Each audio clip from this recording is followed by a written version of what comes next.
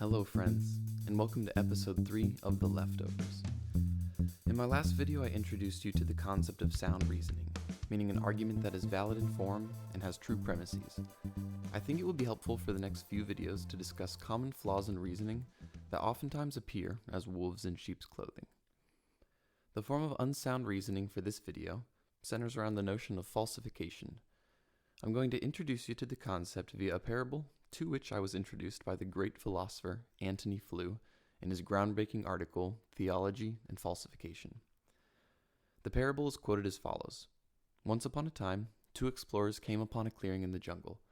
In the clearing, there were growing many flowers and many weeds. One explorer says, "Some gardener must tend this plot."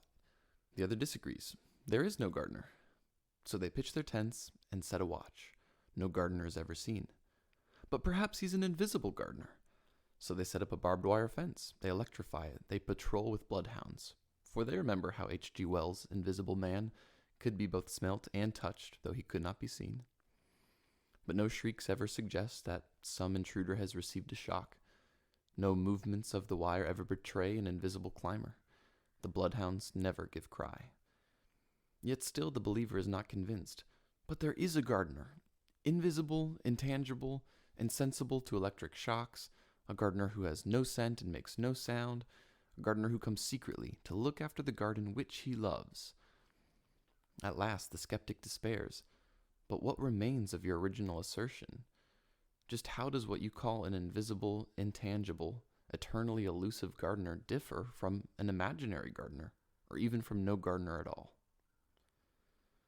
Let's break this parable down to better understand the critical question posed.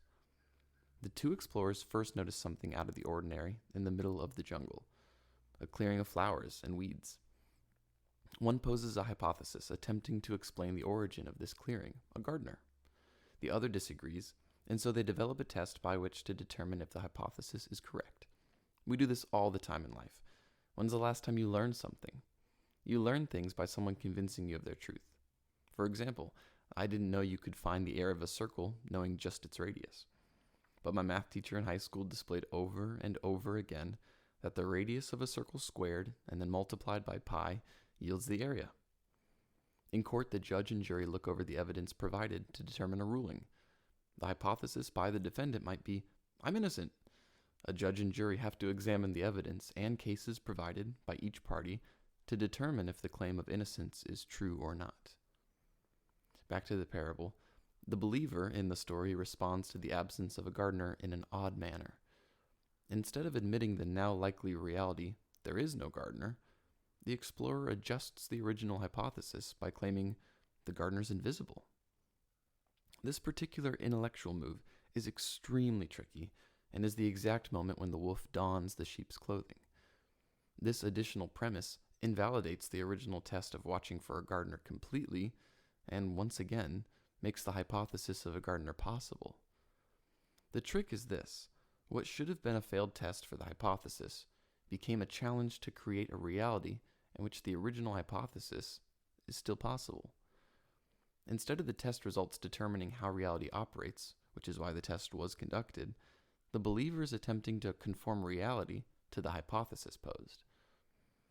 The 2 explorers now develop a test involving traps to determine the existence of a gardener who is invisible.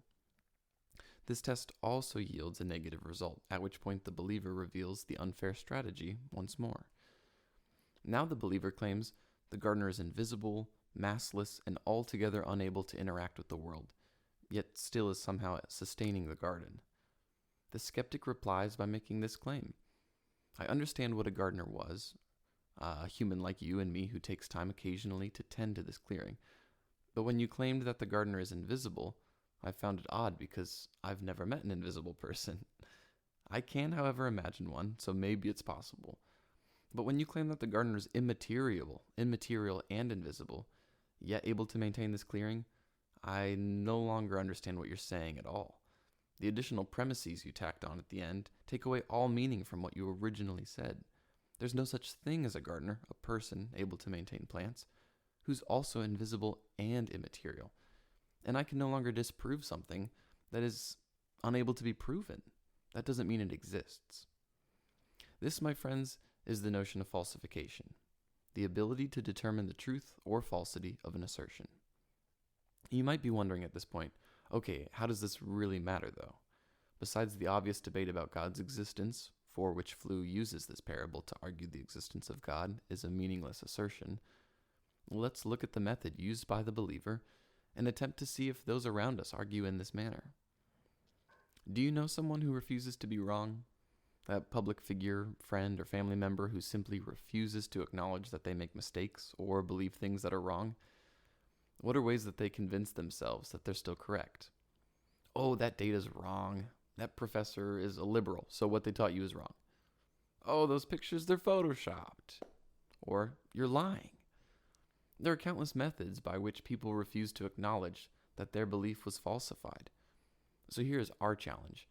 How do we live in the same house, state, country, or world alongside people who have different standards for determining if something is true or false? If we don't find common standards, I fear we will descend into anarchy. And I think we're already on that path. There are things that make us as human beings fundamentally connected. Our dependence on oxygen, food, water. We have two biological parents, being on the same planet, communicating through language, whether it's spoken or signed, needing someone to nurture us and love us as we develop, experiencing pain, whether it's physical or emotional, functioning better when our bodies have the necessary vitamins and minerals. But there are things that fundamentally separate us.